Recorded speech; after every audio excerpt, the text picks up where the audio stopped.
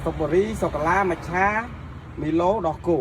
ហើយតម្លៃមួយម៉ាន តម្លៃវាមួយ3500ដាក់ពងមាន់2005អត់ពងមាន់ទេតែដាក់បានធម្មតាដាក់បានរសជាតិធម្មតា ចឹងយកអាដាក់ពងមាន់បានតែមួយទេ បាទ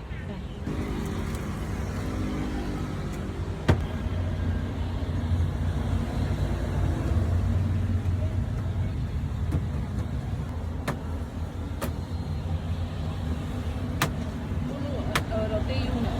ដូចយូរហើយ3ឆ្នាំហើយ អូយច្រើនណាស់ចា បាទ មានអ្នកគេខ្លះចូលចិត្តញ៉ាំនំរ៉ូទីដូចខ្ញុំហើយនំរ៉ូទីហ្នឹងញ៉ាំក្តៅៗបានឆ្ងាញ់ពូគាត់និយាយថាគាត់លក់នំរ៉ូទីហ្នឹងជាង3ឆ្នាំហើយគាត់លក់មាន5រសជាតិមាន strawberry សូកូឡា matcha Milo ដកគោអញ្ចឹងណាយើងចូលចិត្តរសជាតិអីយើងអាចកំងគាត់រសជាតិនឹងបានហើយគាត់លក់តម្លៃមានពងមាន់3500ហើយបើសិនជាអត់ពងមាន់ទេតែ